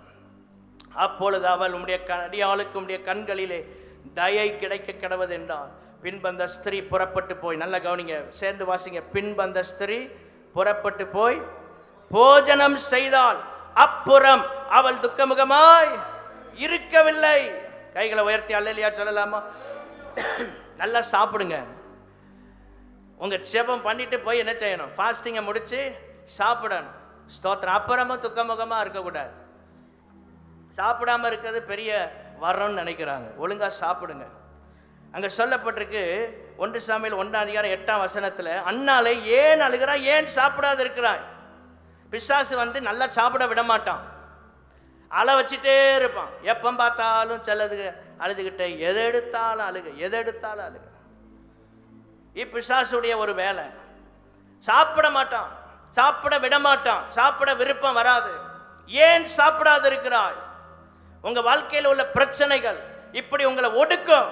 ஆனா என்றைக்கு நீங்க தேவ சமூகத்துல பெற்றுக்கொள்ளத்தக்க நிலைக்கு வர்றீங்களோ அன்னைக்கு நீங்க ஜெபம் பண்ணின பிற்பாடு நல்லா சாப்பிட கர்த்தர் உதவி செய்வாராக. கைகளை உயர்த்தி அல்லேலூயா சொல்லுங்க. அவள் புறப்பட்டு போய் போஜனம் செய்தாள். எல்லாரும் சொல்லுங்க, அவள் புறப்பட்டு போய். வீட்டுக்கு போய் இப்ப என்ன பண்ண போறீங்க? போஜனம் செய்ய போறீங்க. போற வழியிலே போஜனம். ஆமென், ஸ்தோத்திரம். அடுத்து சொல்லப்பட்டிருக்கு, அப்புறம் அவள் துக்க முகமாய். எல்லாரும் சொல்லுங்க, அப்புறம் அவள் துக்க முகமாய். அதுதான் மன திருப்தி. பெறக்கு முன்னாலே பெற்றுக்கொண்டேன் என்கிற மன திருப்தி, செய்யறதுக்கு முன்னாலே கர்த்தர் எனக்கு செய்து விட்டார் என்கிற மன திருப்தி. ஆமென். இந்த அனுபவத்தை கர்த்தர் நம்முடைய வாழ்க்கையில கொடுக்க விரும்புகிறார். ஆண்டவரே என் கையில வந்து தாரும், அப்பதான் நான் சாப்பிடுவேன். ஆண்டவர் சொல்றார், நீ அப்படியே இரு. அப்புறம் ஆண்டவர்கிட்ட ஒன்று சொல்லியாச்சுன்னா தைரியமா போங்க, கர்த்தர் எல்லாத்தையும் பார்த்து கொள்வார். எத்தனை பேர் இன்னைக்கு விசுவாசிக்கிறீங்க? ஆண்டவர்கிட்ட நான் ஒப்பு கொடுத்துட்டேன், இனி கவலைப்பட வேண்டிய அவசியம். வாரம் வாரம் ஒப்பு கொடுத்துட்டு போகும்போது அப்படியே கவலைப்பட்டுட்டு எப்படி இருக்கிறீங்க சிஸ்டர் அப்படின்னா, ஏதோ இருக்கோங்க, ஆண்டவர் கிருபையில தான் பாருங்க வண்டி ஓடுது. அதை இப்படியா சொல்ல, ஆண்டவர் கிருபையில் இருக்கிறேன்னு சொல்லணும். இந்த கிருபைக்கே வேல்யூ இல்லாமல் போயிடுச்சு. யாருமே இல்லைங்க, எல்லாம் கிருபை தான், எல்லாம் கிருபை தான், எல்லாம் கிருபை. எல்லாரும் சொல்லுங்க, எல்லாம். இந்த சுய பரிதாபத்தை தேடக்கூடாது. 1000 பிரச்சனை இருந்தாலும் எப்படி இருக்கிறீங்க? நல்லா இருக்கிறேன் கர்த்தருக்குள்ள. உங்களை பார்த்து 2 பேர் சர்ச்சுக்கு வருவாங்க. ஒரு அல்லேலூயா சொல்லுங்க. நீங்கள் எப்படியே போகும்போது முகத்தை தொங்க போட்டுக்கிட்டே போனால் வெளியே பார்க்குற ஆட்கள் நினைக்கும், இந்த அம்மா போகும்போது நல்லா தான் போகிறாங்க, திரும்பி வரும்போது ஒரு மாதிரியாக வர்றாங்களே, வேறு சர்ச்சுக்கு போயிடும்னு. இங்கே வர்ற ஆட்களும் அங்கே போயிடும். போகும்போது சந்தோஷமாக போங்க. அப்புறம் எல்லாரும் சொல்லுங்க, அப்புறம் அவள். சொல்ல மாட்டேங்கிங்க. இந்த ஆராதனை முடிஞ்சு போகும்போது எப்படி போகணும்? எல்லாரும் சொல்லுங்க. இங்கே ஜெபம் பண்ணியாச்சுன்னா அற்புதம் நடந்துட்டு திரும்ப போய் அடுத்த ஆளை பார்த்து உங்கள் பிரச்சனை எப்படி இருக்கு, பிரச்சனை எப்படி, இதே கேட்டு கேட்டு அந்த ஆளை மடங்கடிக்காம நாங்கள் தொடர்ந்து ஜெபம் பண்ணுறோம், ஆண்டவர் உங்களுக்கு பலன் தருவார்னு உற்சாகப்படுத்தான். கைகளை உயர்த்தி அல்லேலூயா சொல்லாமா? சில ஆட்கள் பேசுறது இன்னும் 10 வருஷம் இருக்கிறவனை 10 நாளில் அனுப்பிடுவாங்க. அப்படிப்பட்ட ஒரு கிருபை. ஸ்தோத்திரம். அது இந்த வியாதி தான் அவங்களுக்கு வந்துச்சு பாருங்க. அவரு 2 நாளில் போய் சேர்ந்துட்டாரு. இவர் 2 மணி நேரம் கூட தாக்கு பிடிக்காது. அப்புறம் பிரச்சனையை பேசுறதை நிறுத்திட்டு ஆண்டவரை உயர்த்த கர்த்தர் நமக்கு உதவி செய்வாராக. எல்லா கைகளை உயர்த்தி அல்லேலூயா சொல்லாமா? அப்புறம் அந்நாள் துக்கமுகமாய் இருக்கவில்லை. சர்ச்சுக்கு வந்துட்டு வீட்டுக்கு போகும்போது அப்படியே சீரியஸா போகக்கூடாது, சந்தோஷமா ஆமென் கர்த்தர் எனக்கு அற்புதம் செய்தார் என்கிற நிலையில் செல்ல கர்த்தர் உதவி செய்வாராக. கைகளை உயர்த்தி அல்லேலூயா சொல்லலாமா? பெற்றுக்கொண்டேன் என்கிற மன திருப்தி. நான் அவரிடத்தில் சொன்ன காரியத்தை அவர் செய்து முடிப்பார். இந்த வேலையை முடிக்காம ஆண்டவர் ஓய மாட்டார். எத்தனை பேர் விசுவாசிக்கிறீங்க? நான் கர்த்தர்ட்ட சொன்ன காரியத்தை அவர் செய்து முடிக்காம அவர் ரெஸ்ட் எடுக்க மாட்டார். ஏனென்றால் இஸ்ரவேலை காக்கிறவர் உறங்குவதும் இல்லை, தூங்குவதும் இல்லை. ரூத்தின் புஸ்தகம் ஒரு வசனத்தை வாசித்து முடிப்போம். 3ஆம் அதிகாரம் 18ஆம் வசனம். என பிடித்த வசனங்கள்ல ஒன்று, கடைசி பகுதி, ரூத் 3:18. அந்த மனுஷன் இன்றைக்கு இந்த காரியத்தை முடிக்கும் முன் இளைப்பாற மாட்டான். எத்தனை பேர் சொல்ல முடியும்? ஆண்டவர் போவாச பார்த்து சொல்லுங்க, இந்த தேவன் என்னுடைய காரியத்தை முடிக்காமல் அவர் இளைப்பாற மாட்டார். கைகளை உயர்த்தி அல்லேலூயா சொல்லலாமா? ஆண்டவரை நம்பி நான் எதை சொன்னேன், எதை எனக்கு செய்யணும்னு கேட்டேன், அதை அவர் செய்து முடிக்கிறதுக்கு முன்னால அவர் இளைப்பாற மாட்டார். ஓய்வே இல்லை. ஆண்டவருக்கு ரெஸ்டே இல்லை, பிசாசுக்கும் ஓய்வு இல்லை. அவனும் ஓயாம ஓடுறான், ஆண்டவரும் ஓயாமல் நம்மை பாதுகாத்து கொண்டிருக்கிறார். இந்த காரியத்தை முடிக்கிற முன்னால ஓய மாட்டார் அப்படின்னு உங்களை குறித்து என்ன குறித்து ஒரு சாட்சி சொல்லணும். கைகளை உயர்த்தி அல்லேலூயா சொல்லாமா? சர்ச்சில் இந்த பொறுப்பை கொடுத்தா இந்த லீடர் இவங்க இந்த விசுவாசி இதை செஞ்சு முடிக்காம ஓய மாட்டாங்க, தூங்க மாட்டாங்க. இந்த வேலையை முடிச்சுட்டு தான் எதனாலும் செய்வாங்க. உங்க கையில பாஸ்டர் கொடுக்கிற ஊழியம், அந்த வேலையை முடிக்காம ஓயக்கூடாது. போவாச குறித்து நகோமி சொல்றா ரூத்துட்ட, இந்த மனுஷன் இன்றைக்கு இந்த காரியத்தை முடிக்காம ஓய மாட்டான், அவன் தூங்க மாட்டான், இளைப்பாற மாட்டான். வேலையை கொடுத்த வேலையை முடிக்கிற கிருபை. ஆண்டவரிடத்துல எதை ஒப்பு கொடுத்தோமோ அதை சரியாய் அவர் செய்து முடிப்பார். எத்தனை பேர் விசுவாசிக்கிறீங்க? ஆமே. கை வைத்து ஜெபம் பண்ணுங்க. ஆண்டவரே, நீர் எனக்காக யாவையும் செய்து முடிக்கிற ஆண்டவர், உம்மை நம்பி உம்மிடத்தில் நான் ஒப்புவித்ததை நீர் செய்து முடிக்காம இளைப்பாற மாட்டீர் ஆண்டவரே. ஆமே. கர்த்தர் நமக்கு உதவி செய்வாராக. கேட்பதை பெற்றுக்கொள்ளுகிற அனுபவம் இருக்கிற இடத்தில் எழுந்து நின்று